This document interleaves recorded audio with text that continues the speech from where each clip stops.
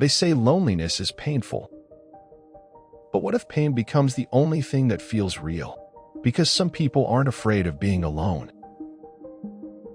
They're addicted to it.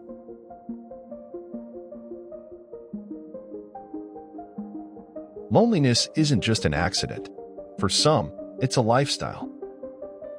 They build routines around silence, comfort zones around solitude, and walls so high not even kindness can climb in. Not because they hate people, but because people equal danger, demands, and disappointment.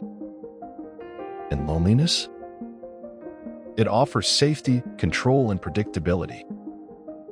It starts innocent. I just need time for myself. Then it grows. People drain me. Then it sticks. I prefer to be alone.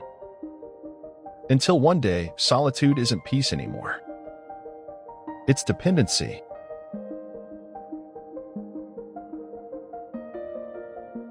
The brain adapts to loneliness. When you're isolated long enough, your mind rewires. Oxytocin? It decreases. Cortisol? It spikes. You stop seeking connection because connection becomes uncomfortable. The brain starts to prefer emotional numbness over emotional risk. Rejection hurts more than absence.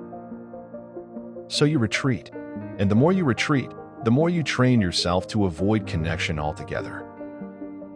This isn't introversion. This is addiction to emotional silence.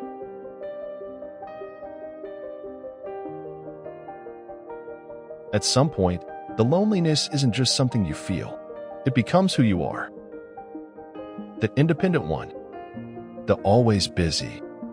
The strong, silent type. But it's just a mask that hides fear. Fear of rejection. Fear of intimacy. Fear of being seen. And it's rewarded socially. You look stable, focused, and untouchable. People admire the walls you built until they realize you live behind them alone.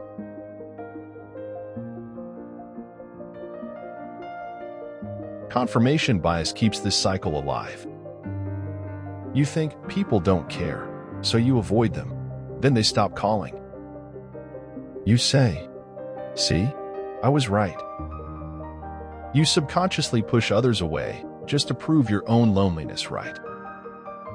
It's a mental trap disguised as a self-defense mechanism, and the longer you stay there, the more invisible you become. People start saying they just like being alone, but they don't see the withdrawals and the silent pain.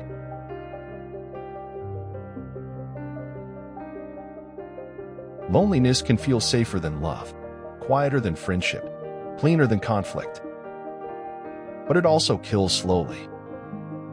Not everyone needs to break out of their comfort zone, because for some people, that zone isn't luxury, it's survival. But everyone deserves to know why that comfort was built in the first place. Was it to feel safe, or to stop feeling anything at all? It's not weakness. You're just still healing. It's what happens when survival becomes a habit.